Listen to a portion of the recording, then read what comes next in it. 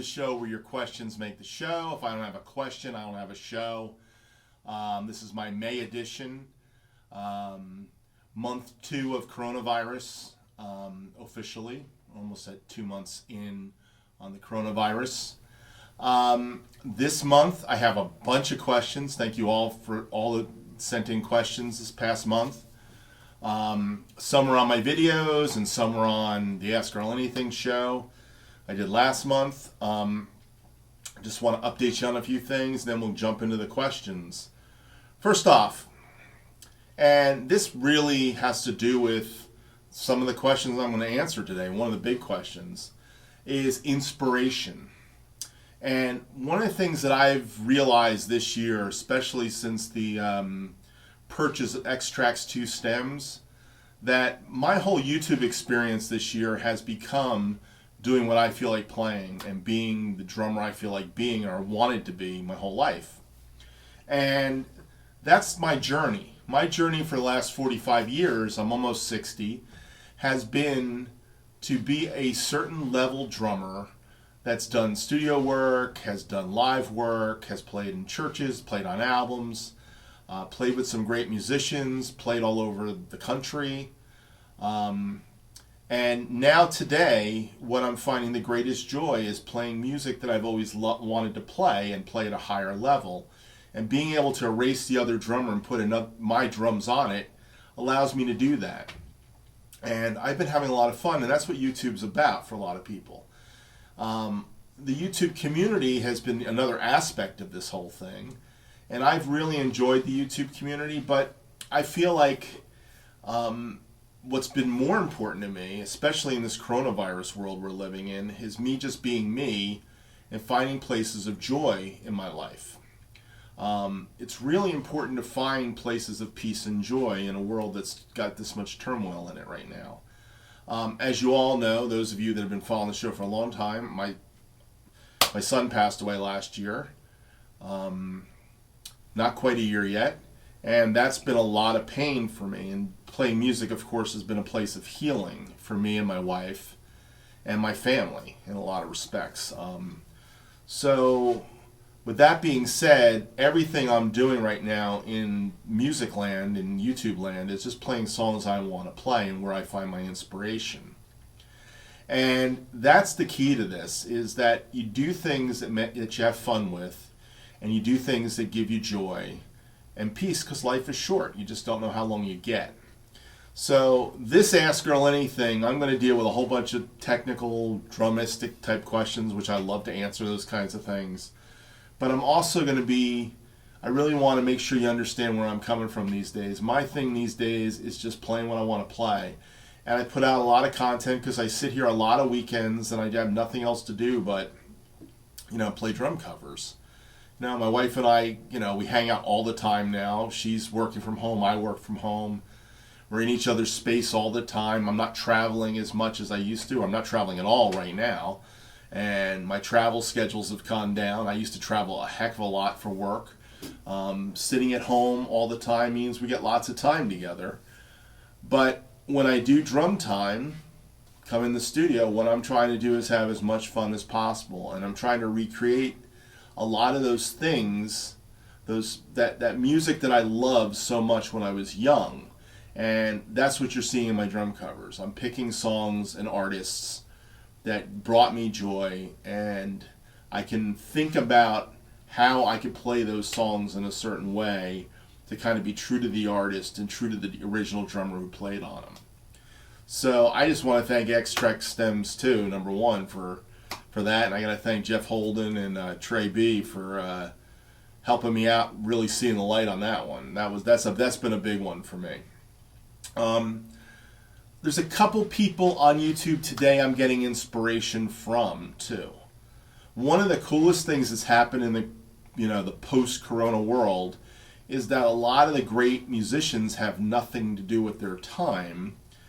And they're sitting at home, and they're probably as frustrated as a lot of musicians. They can't go out and gig. So they're finding a voice on YouTube and other places to actually express themselves. And I want to give a shout out to one guy that Every time I hear him talk, there's a couple non-drummers who, when I hear them talk, I get great joy. One of my great YouTube joys is to watch drummers do interviews. So, there's some great drummer interviews. And I'll give you two right off the bat, maybe three right off the bat. If you want to see drummer interviews on famous drummers, there's a guy named Don Famularo. He does this thing called The Sessions. Now, you can watch his sessions, and he has a lot of drummers and musicians on those shows, and there's a lot of great drummers, and I've watched most of those, so that's a good one. Another guy is Rich Redmond, who's tied into the Nashville scene, and he's had a couple of my favorite drummers he's interviewed, Paul Lime and Greg Morrow. Greg Morrow and Paul Lime are just two amazing, and Chris McHugh. So you take those three guys and you put them on Rich Redmond's show, and it really ties in a lot of that Nashville drumming influence I've had over the years, especially Greg and Paul Lime. Paul Lime especially. Paul Lime's just a monster drummer, and I gotta just thank him. I will tell you, I have a Paul Lime story. My wife interviewed Paul Lime for CCM magazine back in the day, and we're talking like 1989, 1990, somewhere in the early, right in the early 90s probably, I think. She interviewed Paul Lime and Bill Maxwell, two famous drummers, and I never got to talk to Bill Maxwell. But Paul Lime, she talked to Paul Lime, and she told Paul Lime how much I loved his drumming, that after the call with him, and I was not there for the call, these were always done when I was working and stuff, she said, "Can my husband call you up and talk to you?" And Paul said, "Sure, that'd be great. I got some time tonight. Have him call me at 8 o'clock, Eastern Standard Time. Have him call me." And I called Paul Lime up, and I probably talked to him for an hour, maybe an hour and a half. And he told me the most incredible stories about Lionel Richie and Kenny Rogers and Amy Grant and his career and how he started in LA and how I think he was in transitioning to Nashville at that time. And Paul Lime is one of the nicest cats in the whole world. And when I saw him at Modern Drum Fest, late 90s it was, I went up to him and reminded him of my wife's interview with him, and he hugged me, and he was a really nice guy. So there are some really cool cats in the music business, and that's some of the drummer guys. But there's some other players that I really find inspiration from. One is Steve Lukather of Toto. Whenever Steve Lukather talks about Toto and his career, there's always a Jeff story in there somewhere, which is wonderful to hear a Jeff Porcaro story. But Steve's just got a smile. He's got a happiness in life these days. And I really appreciate his point of view of music. He's just a really nice cat.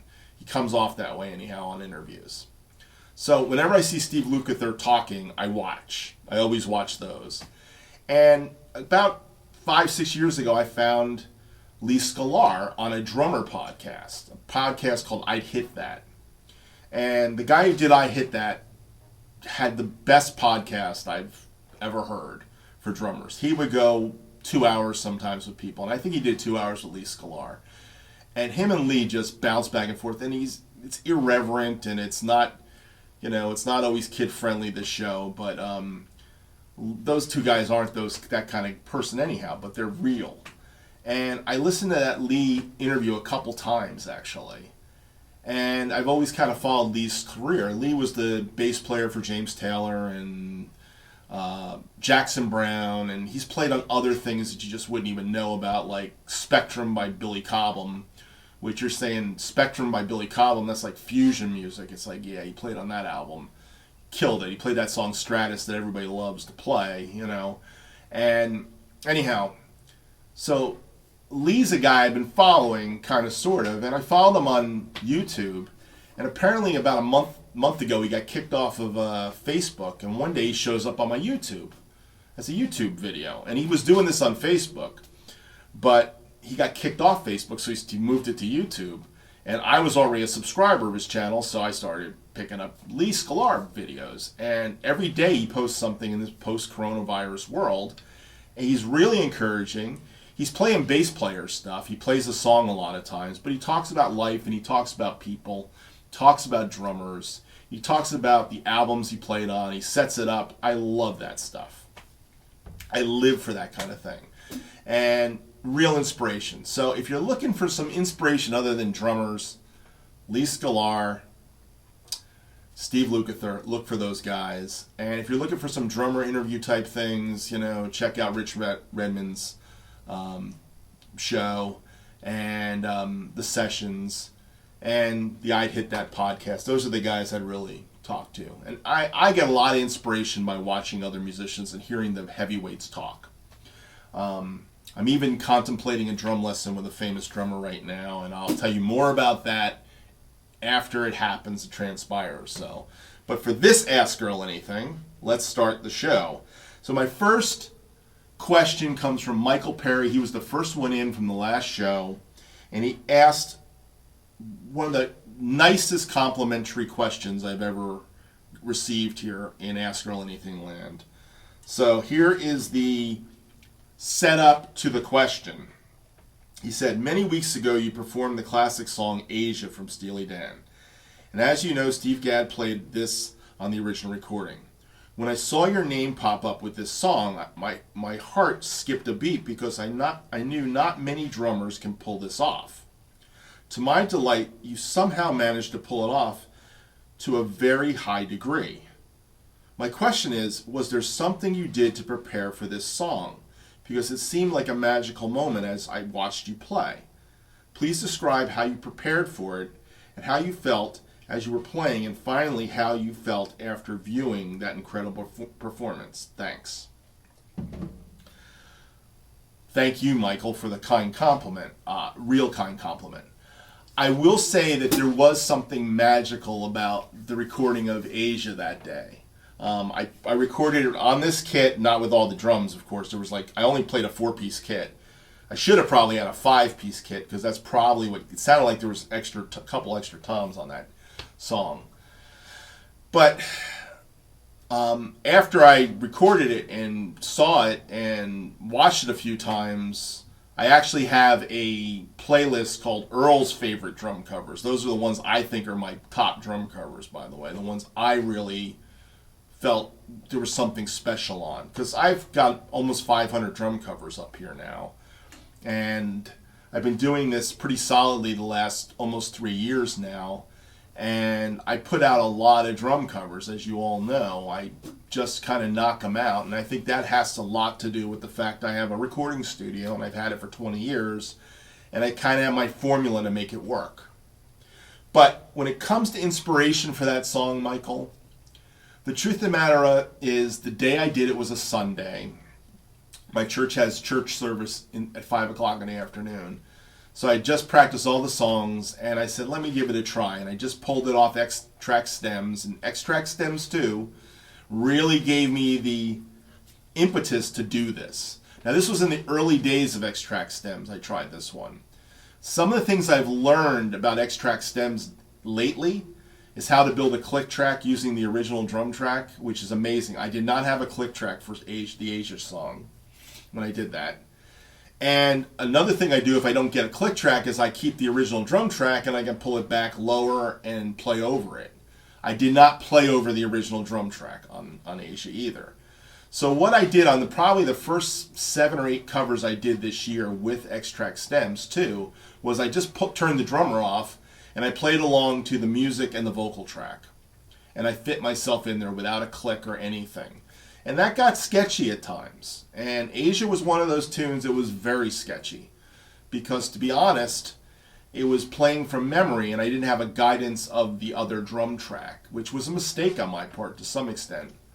But I think that's where the magic came from, because the drum solo parts of Asia really required me not listening to Steve Gadd, but to play what I would play. And I think that's the magic on that particular drum cover for me, is that I played my Steve Gadd licks that I pulled out of the back of my head from somewhere. These are things I've been working on for 45 years, okay? That's the way I look at it. When you ask about how did I prepare for that song, The truth of the matter is, I prepared for that song by every time I sit here and I don't have any music to play along to. I basically pick up a pair of sticks, and I'll use brushes to be light today, and I do this. I do.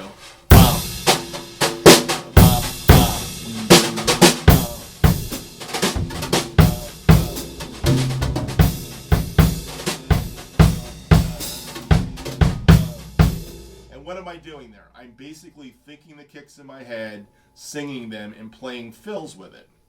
And a lot of times I will sit here and practice those fills that I heard Gad play. Now, I've never taken the transcription, which has been out there for a long time. As a matter of fact, the first transcription of Asia came out when I was in college.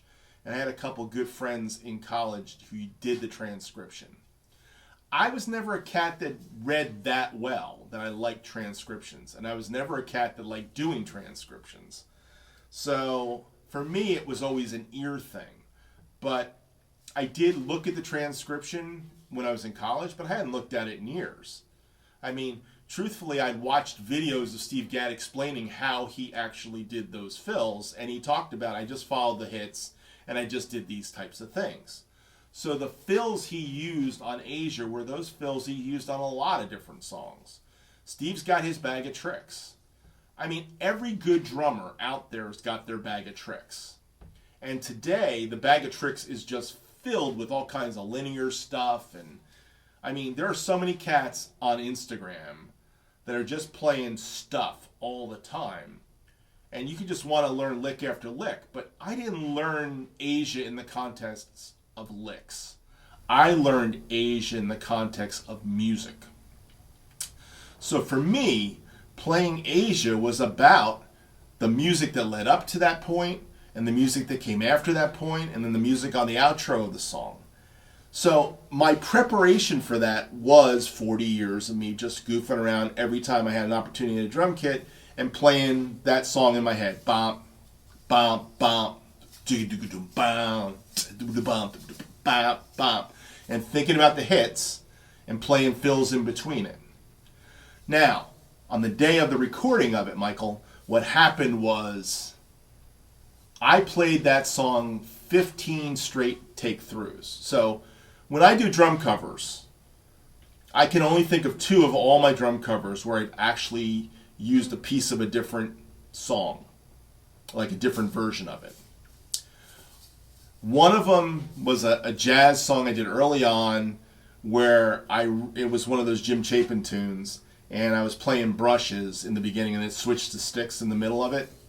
And I did the cut, and one version was better than the other. So I kind of did that. And that was the only time I ever did that. Everything else has been me not doing it until I did the Alita Adams song. The Alita Adams song I just did recently, Get Here, has all this space in the first minute and a half of the song. So I only did it one time with the cymbal tinkles and things like that. And I basically left the cymbal tinkles on one of them, and I just kept working the very end of the song where I came in. And that's a very minimalistic song. If you guys watch Get Here by Alita Adams, it's one of my covers, you'll see how minimalistic it is. That was a cut. But other than that, I do straight drum throughs. I play one take. Now, when you work in a recording studio, you rarely do one take where you don't have to fix something. You talk to any session drummer, and what they normally do on these songs, even if they're playing together, is the drummer will lay it down, do the song, and then they'll go back and the drummer will say, "Yeah, I missed something in the bridge. Let's go back to the bridge section. Let's punch me in here," and they'll figure out the punch points. So punch in, drop it in, and then punch out. And then they'll keep the track. And that's how they get through things quickly, because nobody really gets it right 100% of the time, all the time, one take. There are those magic ones, and there's plenty of those. That is what Age ended up being for me. But like I said, I did 15 takes of the song. My magic take was number 8, believe it or not. See, I had to go back to number 8 to find the magic take, because I went past my magic take, kept thinking I could do it better, and I can do it better, and I can do it better. And when I got to 15, there would be some of the first solo section that was good, the second solo section was bad, and the third solo section was maybe in, maybe out. You know what I mean? And it was rarely when I had all three sections together. And that magic take was number 8. And when I went back and listened to it, about 7 different mixes of it, because that's how I do things. I basically record everything. So when I'm doing a drum cover, I put a video camera up, 1 or 2 these days, and it's usually an iPhone, and I just play. And I play for about an hour. And I think I played Asia for maybe an hour and 10 minutes to do 15 takes of it. And in those 15 takes, take number 8 was the one. It was the one that was magic. I had to go back and find it because I started doing mixes. And the first 3 mixes I did, I listened to it and I said, they're not in. Then I went back to 4 or 5 more mixes. And there was a couple false starts and stuff too. Like you start the tune and then like halfway through you drop something, you say, drop it, do it again. So my 15 weren't complete takes. There was probably only 7 or 8 complete takes completely. And this was take number 8. And it was probably the 4th or 5th complete take is what it was. And it was magic. I found it. And after I watched it, there was a couple little, it wasn't perfect. It wasn't perfect by any stretch of the imagination, but it was magic. And I guess the thing is, for me, is doing this as much as I do it, when you hit one, and when you don't hit one. And sometimes you play them, and you play them, and you play them, and my thing is, I'll go about an hour playing, the most. And when I say an hour, it is I turn the camera on, and I sit here and I learn the song. That's what I mean about an hour. So Asia was no different. The only difference with Asia was, every chance I got, I was singing those solo sections. Every time I goof around on a drum kit and I had nothing else to think of, that was one of the songs I would do. Just like I would sit here and do brushes with Route 66 all the time. Da, da, da, do, da. I would just sit here. If I'm just doing nothing, there's no music, I would just start playing Route 66. So Asia was that fill thing, the push thing with the Asia thing was something I would work on. And that would allow me to do the 6-stroke roll stuff, the boogie fill, hit the pushes. So I practiced that in my head a lot of times, but not with the music. When I turned the music on that day with X-Track stems, I sat here and went, boom, hit record. First one wasn't there, hit it again. Second one wasn't there, and kept going and going and going. And about an hour and 10 minutes later, I hit take 15. It was almost time to go to church. And all of a sudden, I said, well, stop. I got to stop it now. Did a few mixes, brought it in with the camera and watched, and I said, that's the take. And I was very proud of that take, and I'm still very proud of that take. And that's why I started my own favorites folder to say, hey, these are my favorite drum covers. So if you want to see my favorite drum covers, go to Earl's favorite drum cover playlist, and you will see Asia's at the top of that list. But it was a magic moment, and it came from 40 years of practicing those fills on all kinds of stuff. The GAD fills are things I've been listening to forever. I listen to that song a lot. I have a playlist of favorite songs, and like 500 favorite songs. And by the way, my 500 favorite songs are all from that period of time in my life where I was a child and I was learning how to play music. So all my Chicago, my James Taylor, the Steely Dan stuff. I mean, the stuff you see me doing drum covers of these days, Seals and Crofts, all that crazy, cheesy pop, 70s pop music I love, and some of the 80s pop music is in that playlist. And one of them is Steely Dan, Asia. That's where it came from.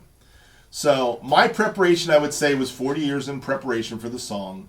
That day I did it for an hour. Take 8 was the one, and I didn't even know I had the one. I had to go back to find it, but I did find it. And that's why when I do drum covers, my process is the same for Asia as it is for any other song you see me do here on YouTube. From the last 2 years, probably. I turn the camera on, and I play. And then when I think I got it, I think I got it. And then I go back and I listen. And a lot of times the one I think I got it is not the one, but I go back 3 or 4 and I find it. And that's what I did with Asia. I found it. So thanks for the question. My inspiration, of course, is Steve Gadd and Listen, Listen, Listen, Listen, Listen. I'd say I probably listen to that song more than I listen to any other song, I've been listening to that song for a long time because it's a very drumistic song, listening to the fills. Matter of fact, if you want to hear some great other versions of that song, which is the other thing I always do, Keith Carlock plays it completely different than Gadd, and one of my favorite versions of it was done by Dennis Chambers on the 1992 album Made in America, Steely Dan, the live album with Peter Erskine and Dennis Chambers on it. And Dennis Chambers kills it, but it is not Gadd. He didn't even try to play Gadd. He played Dennis Chambers, which that's my point of view about drum covers. And I'm doing some research on John Robinson right now. I'll explain that later at some point. And I just read an article I read a long time ago. I just read it, and he was talking about playing in cover bands. And in this article, he said, when I played in cover bands, one of the things that I would learn the parts exact, but when I got to playing with the people, if the parts weren't all played exactly like the record, it didn't fit right. So he would make changes. And when I go to do church gigs, a lot of times I change my parts to fit the musicians I'm playing with. So it's important you learn the form of the song as best you can to the original, but you got to have the ears to make the adjustments. One of the interesting things that I get to do when I do a drum cover a lot of times is, a lot of times I'm playing and I'm hearing something different in that cover than maybe what the drummer did. Okay? So I put my little thing in it, but I try to pay homage, is that the right word? To the drummers that played this before me. So, something to keep in mind. Thank you, Michael. All right. That was the big question, so I'm thankful I got that done early. My next question comes from John McPherson. He said, this was on the song, not sure what song it was, by the way. I can't see that right now. It was one of my songs. He said, so good, cymbals sound great, playing is dead on. Question, have you ever tried the Paiste 24-inch Reverend Al Big Ride? Thoughts? I've played the Big Ride, the Van Halen Ride in Guitar Center a couple times. It's a little bit heavier than the Giant Beat 24 I have. It's got a big, beautiful bell, nice glassy cymbal, but 24s are huge. Just gonna be honest. And I like using my 24 Giant Beat occasionally, but I prefer 22 in size over any other size ride cymbal today. And the 24 is just a little big. It's nice for certain things, it's just really big sometimes. So I think that would be too big for me. But if you're doing the Van Halen thing, I mean, I could see why Alex does it. He has big crash cymbals that go along with the big ride cymbals. So, and I will say this, Paiste 2002 cymbals are beautiful cymbals. My new thing I'm looking at is a Paiste 2002 ride. Just 22-inch ride. That's all I'm looking at. It's not too heavy, not too thin. It's a little bit heavier than this. This is very thin. The big beats are very thin. They're actually thin and dark-ish for 2002, but they're not dark like a Carope. So, and I really dig the 2002 big beat vibe, but I really like to have a really crystal clear 22-inch 2002 ride. I really, really love Paiste cymbals, man.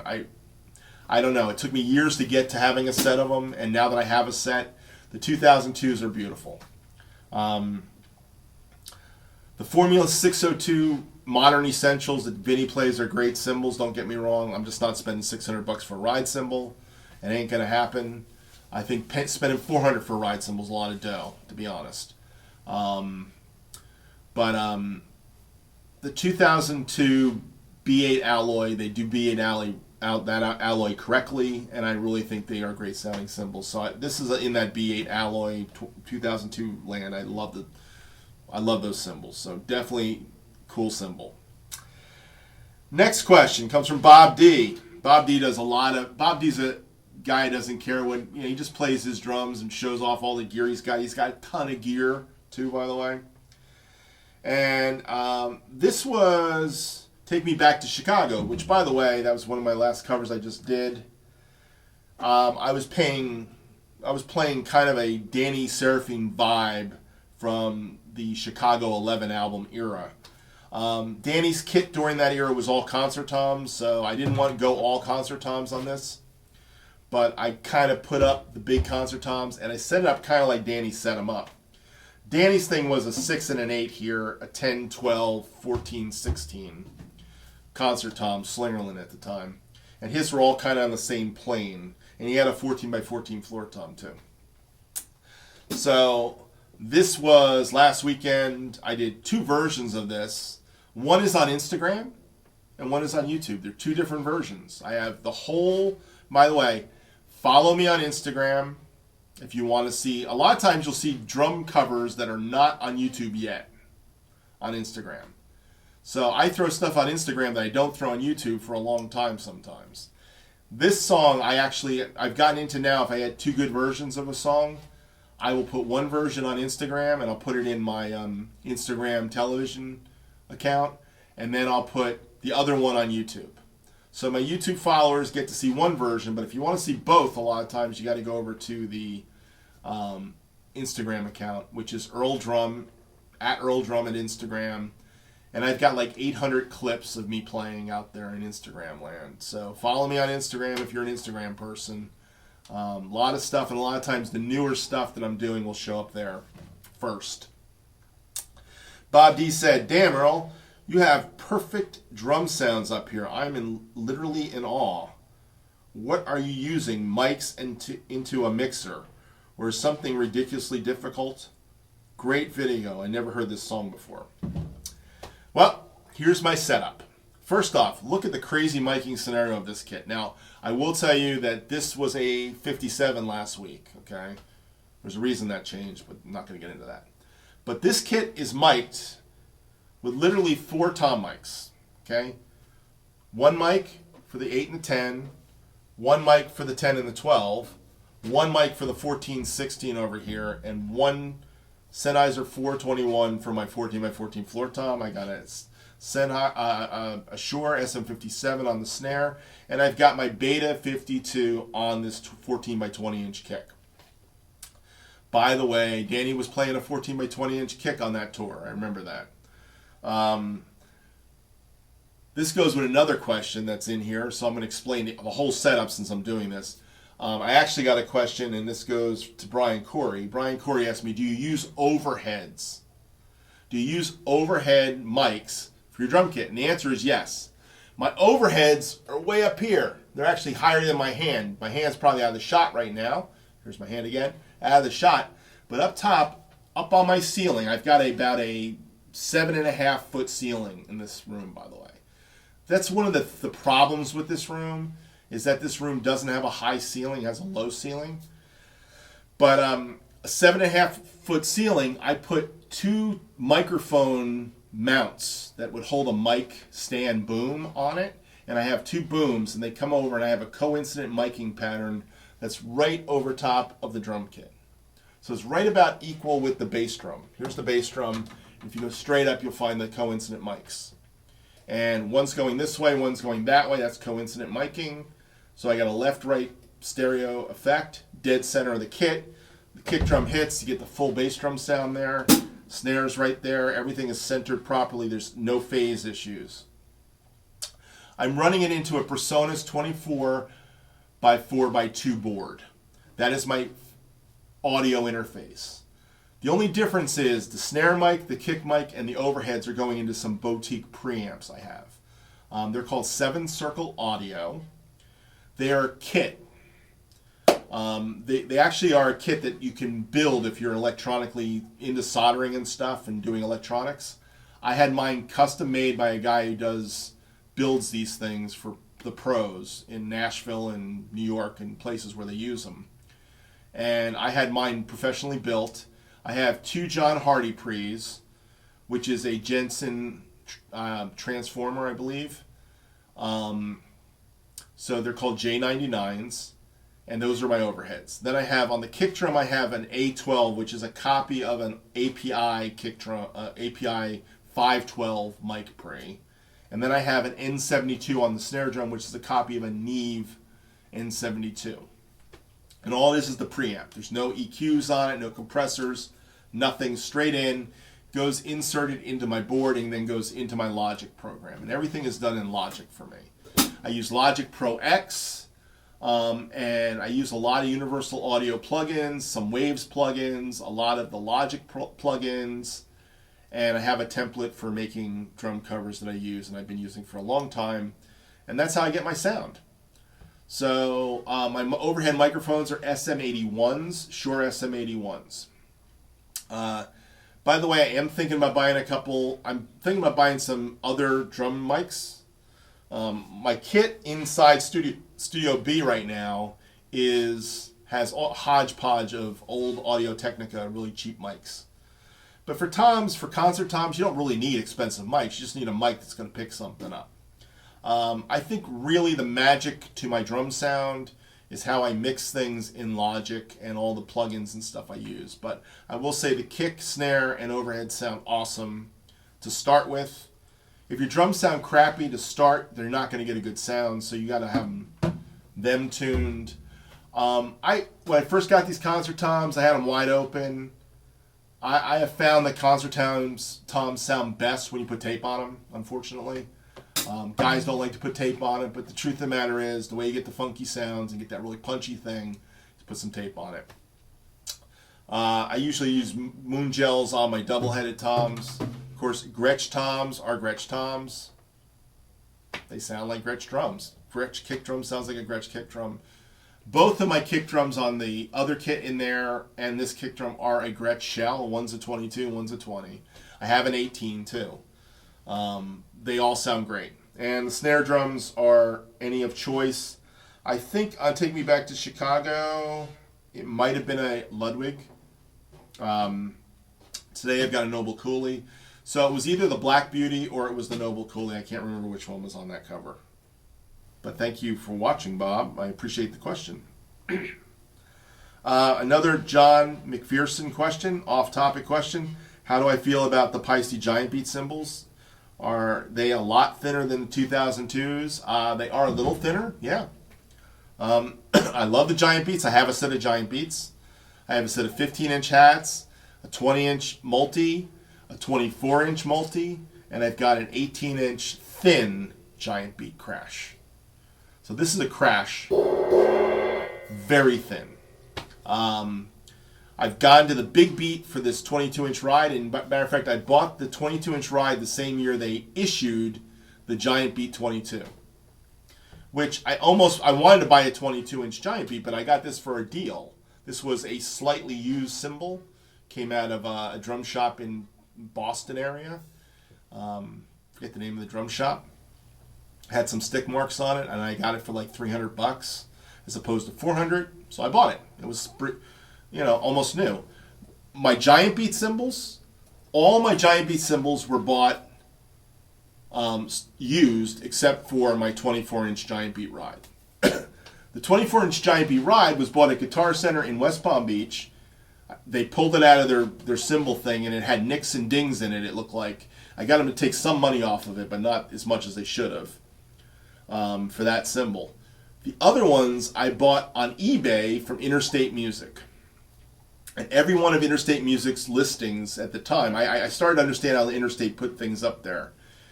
When they had a product for more than 2 years, they would sell it as used. They would go, oh, this is a used product. And that's what they did with every one of the Giant Beats I bought after that. The 20 multi, the 18-inch crash, and the 15-inch hats. They all said used on it. So I got this super discount on all of them. And they all came in, and they were in pristine, perfect, brand new condition. Every one of them was like a set of brand new cymbals. Set of brand new hats, set of a brand new multi 20-inch, and a brand new 18-inch thin. So tell me I didn't get a deal on that. I got significant price drop on all those. So you got to know how to shop. That's another part of being a professional drummer. In 45 years, I've learned that one. Anyhow, thanks for that question about the Giant Beats. Love them. Next question. This comes from, let's see, it's MJT Nick. This was also on Take Me Back to Chicago. He said, hello, fantastic drumming. I love watching you play. I've just begun learning the instrument and hope to be able to play like that in the future. May I ask where you get your play-along tracks from? All the best. All my play-along tracks that I use these days since the beginning of this year have come from Xtract Stems 2. Xtract Stems 2 is a software that breaks out the music, the drums, and the vocal. You can basically mute the drums and keep the vocal and the music, and you have a drumless track. And that's how I make covers. I love using it. It's worth the money. I paid $50 for the year. I don't think I'll get it for $50 next year, but if it's $100, I will still buy it. It's a subscription thing. It goes out in the cloud. Sometimes that's a little wonky some days, but in actuality, it's worth every penny for a YouTube drummer. So I would say I recommend Xtract Stems 2 highly. MJT Nick. Thanks for the question. The next question comes from, this was the Brian Corey question, which I kind of talked about the overhead. So Brian, I answered your question. Thanks for that question. The next question comes from Bear Ruins the Honey Hole. Bear Ruins the Honey Hole. That's cool. I really like the video. This was on choosing the perfect ride cymbal. If I figured out how I get subscribers, it's my top 20 YouTube videos. And most of them are me talking videos. So guys apparently like me to talk. So that's why I'm doing an Ask Earl Anything, because this is a popular show too. But not as popular as some of my videos. Choosing the perfect ride cymbal may be how you found me. I don't know. That, or maybe it's the Paiste cymbal video, or maybe it's the 5 basic beats of playing in churches today, church drumming. Maybe it's the explanation of one of those songs, the Chris Tomlin song I did.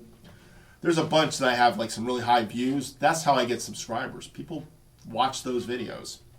So this was choosing the perfect ride cymbal. He said, I really like the video. So many choices in cymbals these days. It may be hard to narrow down the search just the perfect one ride. Have you checked out the Istanbul Agop cymbals?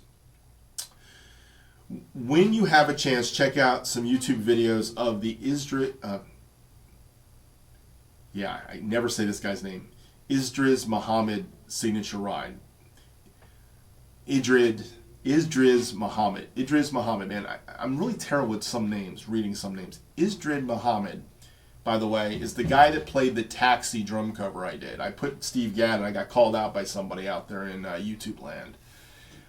That album, and I'm just confessing, Bob James Touchdown, was all Steve Gadd except for the one track that was the Taxi track, and that was Idris Muhammad. Idris Muhammad basically, I'm really trying to get his name, not butcher it too much, has a ride cymbal that's on Istanbul Agop, and I listened to it, and I think it's a beautiful cymbal, by the way. It's heavier than the jazz cymbals, the hand-hammered jazz cymbals you're hearing coming out today, like in the Kropp vein or the vintage Istanbul cymbals, or the 30th anniversary version of Istanbul rides. There's some really beautiful Istanbul Agop rides. By the way, I've never played an Agop cymbal because I've never owned one. I've only listened to them on mycymbal.com. I do have a Istanbul Mehet cymbal. It's a Mel Lewis ride cymbal, believe it or not, 21 inch with 2 rivets, and it was made during the transition to Mehet and Agop. And Mehet's not allowed to use the Mel Lewis name, and because of that, they basically now call it, I don't know, there's some other name they have for it, but it's essentially the same cymbal. They just can't put Mel's name on it because Agop puts Mel's name on the cymbals. So I've actually got one that's got Mel's name on it, which is kind of cool. It's over in a pile over here somewhere, but I'm not going to go digging for it. But I think that particular ride cymbal you're talking about is about 3,100 grams. It's a 22, and it's dark and heavy. When we talk about K cymbal ride cymbals, Istanbul Ks, and this is where the dark cymbals come from. Okay, I've talked about this before. In the 60s and 70s in the United States, you found A Zildjian cymbals.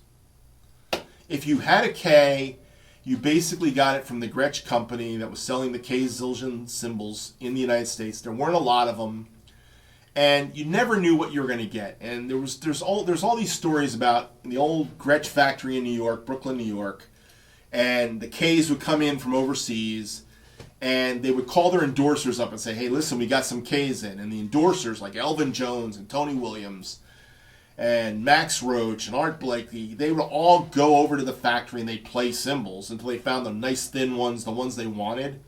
And they'd take them first. Mel Lewis would be in the pile too. And they'd go find the best ones, and they'd take the one they found and favorite, and they'd get that out of there. And then they would distribute the rest of them. And it was an old thing at the Gretsch Brooklyn factory, well-known old thing that basically happened when the Ks would show up, was that you were going to go through a lot of Ks to get a good sounding cymbal. The A's were pretty consistent. The A's were A's. They were bright, they weren't dark, they were made in that Avidus Zildjian way. They were a lot thinner in the 60s and 50s, and as the 70s hit and rock music came, they got thicker. By the 80s, they became obscenely thick. And I really didn't dig a lot of 80s Zildjian cymbals. That's why I didn't play Zildjian for a long time. I started playing Sabians. And the reason I started playing Sabians is because Sabians had a hand-hammered process. And the way they got the hand-hammer process was when they closed the Istanbul factory down in the 70s, the Zildjian company did. They moved the artisans from the Istanbul factory, Zildjian factory, K Zildjian factory in Istanbul, to Canada. And when they got to Canada, they ended up in Meduc, New Brunswick, Canada, where Sabian is. And they were making the Canadian K cymbals of the 70s for Zildjian. And then when Avidus Zildjian died in 1979, the two brothers split the company up, and the one factory in Boston stayed with Armand, and the other one went to Robert Zildjian in Canada, and he started Sabian, and he wasn't allowed to sell them in the United States until 1982. He started selling them in Europe in 81.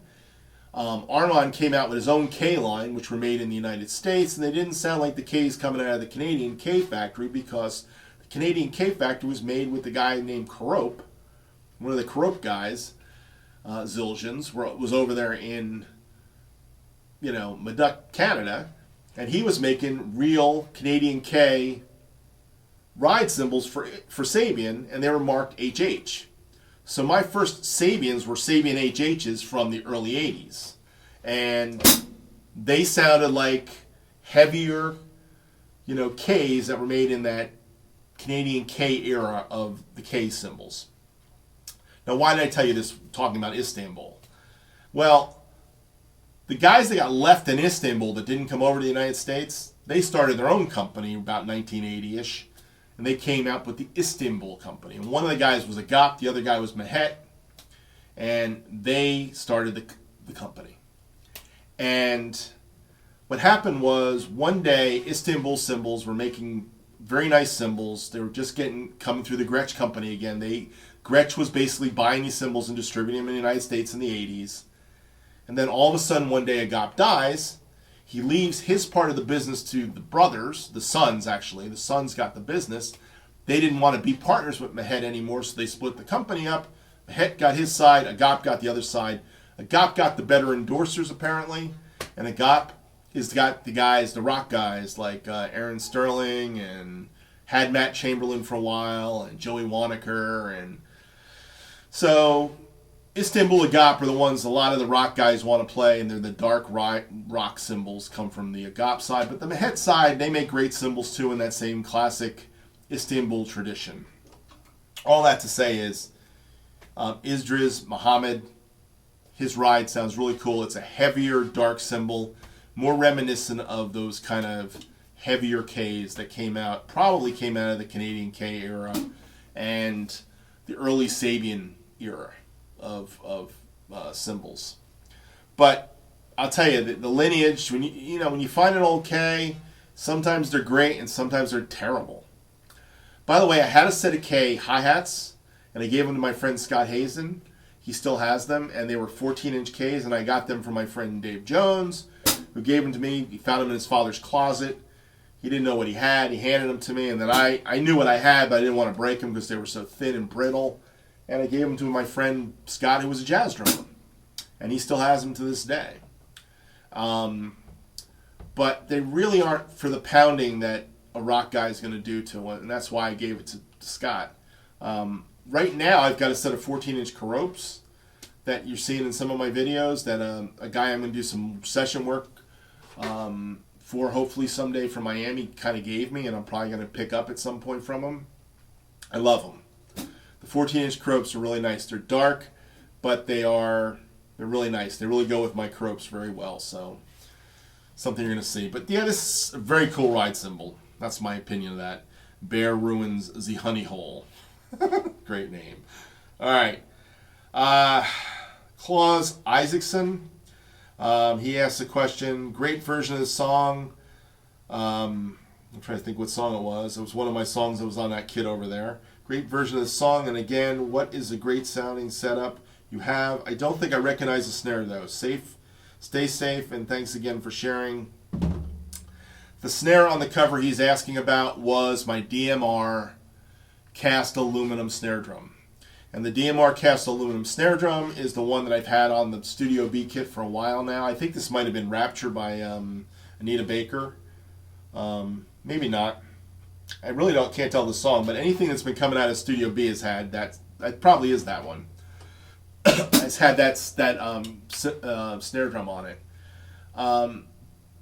The DMR cast aluminum snare drum has a powder coating on it, and other than the powder coating, it's essentially the same cast aluminum shell that the Gretsch 6.5x14 cast aluminum snare drum is. So, if you're looking for a cast aluminum snare drum, DMR does not make this snare drum anymore. They got the shell in Taiwan.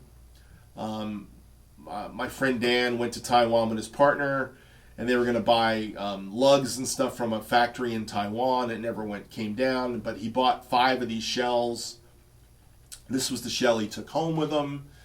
That's a long story, and it's how I ended up getting it, but basically he built me that snare drum for drum lessons about over 10 years ago now. He named the snare drum the Hammer for me. It's my name. It's got the hammer written in it. It's 001, numbered, and it's a beautiful snare drum. It's like a superphonic on steroids, I call it, because that cast aluminum shell is like a superphonic. It's got that aluminum bark to it, but it's got something else. There's a little bit something else there, and everybody I play that snare drum for loves that drum. I've had guys, producers, come up to me and say, "Can I buy that drum from you?" A guy named Hamilton Harden, who was the MD on the album I did, the live album I did with Danielle McManus's album. Him and the producer were there, and they're auditioning my snare drums. I bought 2 of them. I bought 2 DMRs, by the way. He said, "Can I get that drum from you?" I said, "No, you can't have this drum. It was made for me."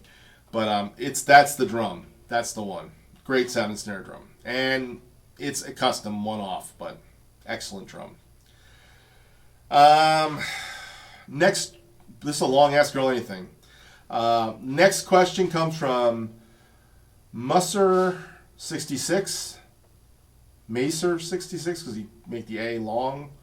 Great playing. I noticed you're playing traditional grip on this track.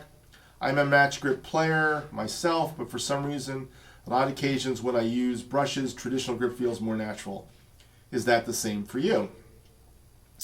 And the answer is yes. Whenever I'm playing brushes, I play with a traditional grip. Let me get back in the camera shot. Here we go. I lost the brush a long time ago. I tend to play my brushes with traditional, but I can play it the other way. It just feels more natural to me. I've done a couple brush videos lately.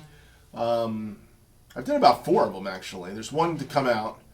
I love playing brushes, and I'm not the greatest brush player in the world, but I hold my own. I've got my own thing. That's the thing you have to learn about brushes, is not everybody plays them the same way. Matter of fact, nobody plays them the same way. I watch a lot of guys play brushes. They all have different techniques. So if anybody says this is the right way to play it, it's not true. Get the Steve Smith, Adam Nussbaum video, and you'll watch 6 different guys playing it 6 different ways, and they're all great brush players. So that's just not true. Some guys sweep this way, some guys sweep that way. I tend to sweep this way. That's the way I sweep. So left hand is sweeping clockwise. Some guys sweep counterclockwise. Gad sweeps counterclockwise. I can't watch Gad play brushes and try to figure out what he's doing exactly. Him and Urs can both go the other way. It's all your preference. But yeah, I play traditional sometimes on the drum kit. It's rare, but I do it. When I sit at a pad, it's more likely for me to actually play traditional. So anyhow, thanks for that question. That's a great question. Wow, another one. George St. George, great old George St. George, friend of mine. Thank you, George, for asking a question. He said, I always loved the drumming on this song. Man, you did not disappoint. Totally got the right vibe. Amazing pocket on You Have Earl. Cool video editing. How do you tune your snare? Are the bottom heads tighter or the top heads loose or medium? Love the depth of its sound. By the way, this was on the Taking It to the Streets video by the Doobie Brothers. General rule of thumb for my snare drums is the bottom snare head is tighter than the top head. How much tighter depends on what I'm doing to the top head. If I want the top head looser, sometimes it'll be very much tighter. Sometimes if I want it more medium, like where I usually set it up at, a lot of times that medium tension will be kind of, I don't know what the actual pitch is.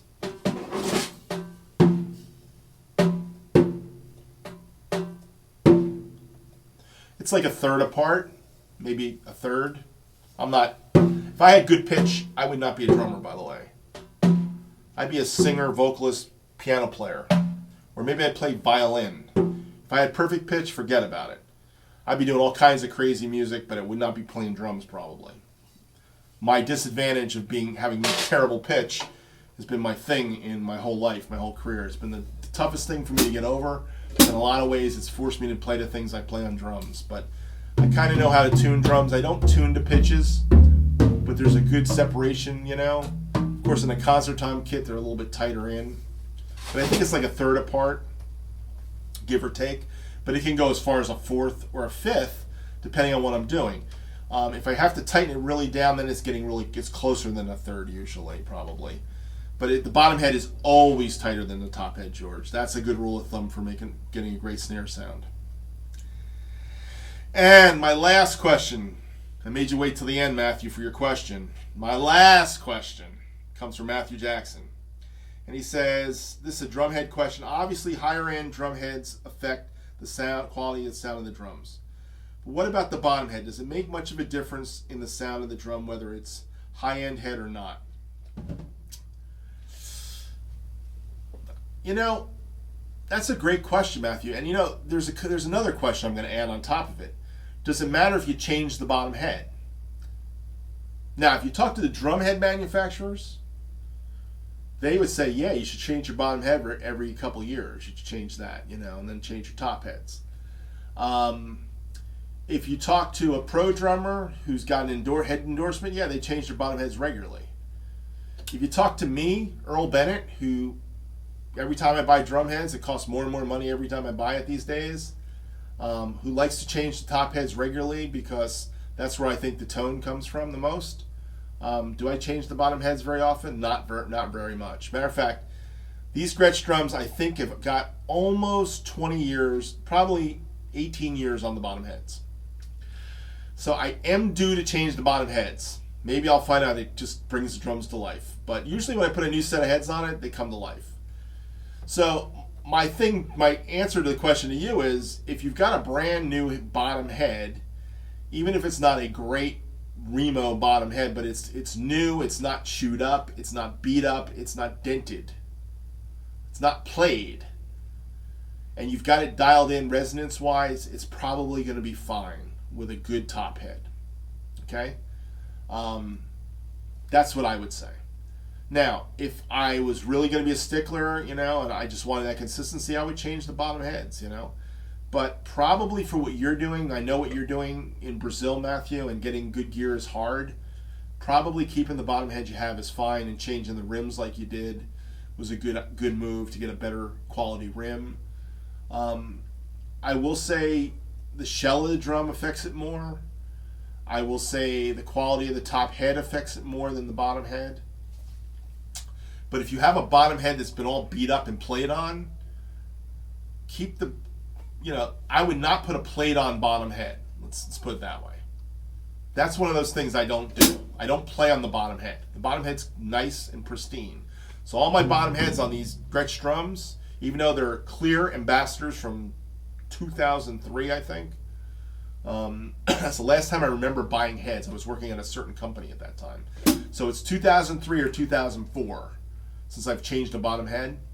They still are perfectly, I don't play the bottom heads. So I would say my bottom heads are fine. They probably have lost some of the life in them. But I will say I don't have a heavy tuning on the bottom heads either. I'm not one of those guys that tightens the bottom heads real tight. And there's two different philosophies of tightening tom heads. One philosophy is the bottom philosophy, where you get the bottom head tighter, and you get the pitches the same on both heads, or the bottom head's a little tighter, and that's your tone head, and you get a different sounding drum. I tend to have my pitches closer together, and a lot of times my bottom head might even be lower pitched than the top head sometimes. So I'm kind of weird with my sound comes from me just goofing around and finding what sounds right to me, and there's not a magic to it. I should ask my friend Mike Fasano that question, though.